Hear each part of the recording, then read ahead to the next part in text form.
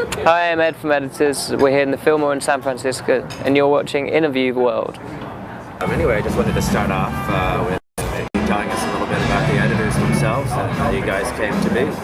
Well, yeah, I mean, we met, as quite a lot of bands do, at university. You know, we were all doing the same course and all interested in music. I guess just bumping into like-minded people was the best thing that came out of that experience. So, yeah, so we just went on from there, moved to Birmingham together in a house, just all together, just did day jobs as usual and rehearsed during the evenings, and yeah, it's just sort of evolved very much through friendship. Fantastic. You guys outlive together then? We did. We don't do any more. No.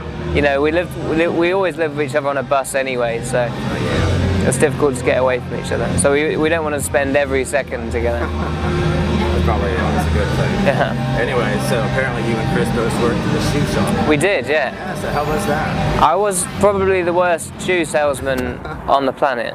So I was pretty awful. I was a bit too enthusiastic, but not very good. Yeah, it was actually good fun. You know, I quite like meeting people. That's why touring's probably the perfect job to do. You get to meet an awful lot of people.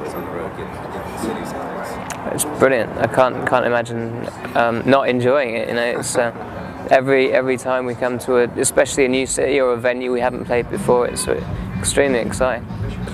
Well, I've just been listening to the new one. The previous album is a lot darker, actually. Right. The new one seems to have gone in a lighter direction, and I'm kind of curious as to whether that was a conscious decision on your part, or if it was something that developed organically. I mean, certainly the first album's quite claustrophobic and it's quite aggressive in places. Well, we wanted to make a more textured record, certainly, but we didn't go about trying to soften any edges. We wanted to get more instruments, better ideas for, you know, progression of songs, and I think we've certainly come up with that. But I wouldn't say we've tried to dull it down at all, or take away any of the passion and emotion that was in the first. We've just kind of wanted to make it grander, I guess, more cinematic. So that's always good. Different influences, I suppose. Yeah, certainly. I mean, we were listening to music constantly in the studio. The producer Garrett Lee's very into, you know, having reference points on, you know, on the stereo pretty much at all times. So we were listening to all sorts of stuff, from, you know, LCD Sound System to Kate Bush, Peter Gabriel. You know, a lot of stuff, a lot of hard rock as well. Biffy Clyro were on the stereo quite a bit, who we can hear in the background checking now. You know, yeah, lots of influences, and I think that's a very good thing. So how did the editors actually start? Pretty much just when you guys met, you pretty much knew that you wanted to work together as well. Yeah, I mean, certainly, I guess it's in Tom's sort of blood. He thinks about music all the time, and I guess he was the sort of main catalyst behind it, as he is with the songs. You know, he's the main songwriter, I suppose.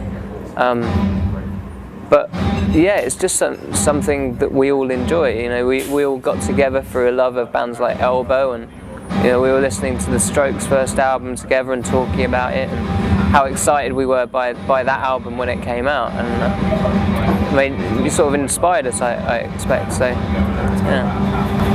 If you could maybe describe to us a little bit how the recording process works. With this album, it was much different to the first. I mean, first album we had, you know, years, sort of 2 years to rehearse the best songs that we'd made and put them on record.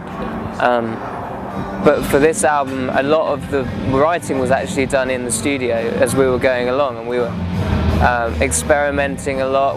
It gives you incredible freedom in being able to record anything at any time of the day when you come up with it like that, you know, and see if it works or not. So yeah, it was a very free way of working, and one we enjoyed very much. Far cry from selling shoes. Yeah, exactly. A long way from selling shoes. So you've had two different producers. You had Jack Knife Lee, and then you had Gavin Monaghan. Well, actually, the first album was produced by Jim Abitz. Oh, really? Who's you know, since then he did the Arctic Monkeys album. He's done a lot of stuff. Done Ladytron, places like that, and he's worked with Bjork, and he was quite dance orientated when we went to him. A bit of DJ Shadow as well. But Gavin Monaghan does our B-sides. Wow. So we've worked with him for a long time. He's a great guy. He's from Wolverhampton near Birmingham. Oh, sweet. And so we've basically been going to him demoing ever since we started the band. So he's very close to us, and I think he gets good results out of us actually. He's just done a record with a band called The Twang from the UK.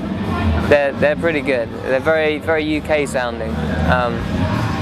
They're sort of friends of ours from Birmingham as well. But yeah, Gavin is a very interesting guy. Sweet. So speaking of other bands, what are you listening to in your MP3 player at this moment? Ooh, there's a band called the Kiss Away Trail from Denmark who I'm into at the moment. I think they're coming on tour with us in the UK, along with Ra Ra Riot as well, who are a fantastic New York band. Yeah, that's been the sort of the thing that's been tickling my fancy recently. Where do you see the editors moving in the future? Or is it too early to start thinking about it? Well, yeah, I guess so. I mean, we've only just started touring this album properly, and so all of our efforts are really focused on that at the minute. I'm sure by Christmas time we'll start thinking about, you know, wanting to inject some more new songs into the set. So we'll try and sit down and write something, I suppose. But we just want to get better. We want to play better. We want to play venues like this more. You know, this is a special place, and it's beautiful as well. So just as long as we can keep on going and you know, and progressing as songwriters, then that's really the aim. Well, I remember reading an article in the NME where they basically called you, quote unquote, the gloomiest band in Britain. Yeah. I was wondering how that made you guys feel. Really unhappy, really depressed. No, they're I don't know. They're always trying to have a good headline about a band, aren't they? So it didn't make any difference to us at all. We're not like the darlings of the enemy or anything, so it didn't get our backs up.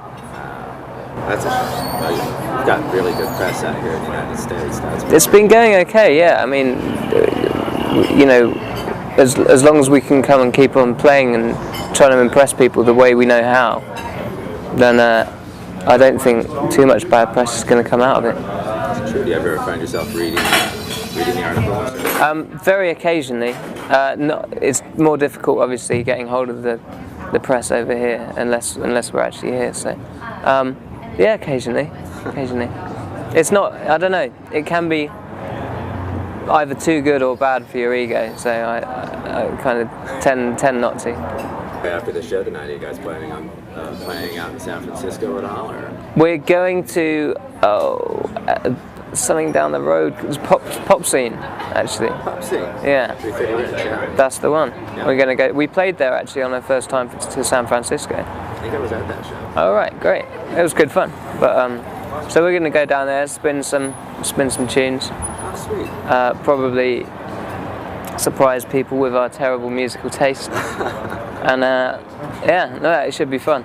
So that's after the show tonight. Maybe grab a shower after that as well. Always a good idea. That would be good. That would be very good. Well, thank you very much. Pleasure. Thank you very much. You having time to talk to us. Good on you. Cheers.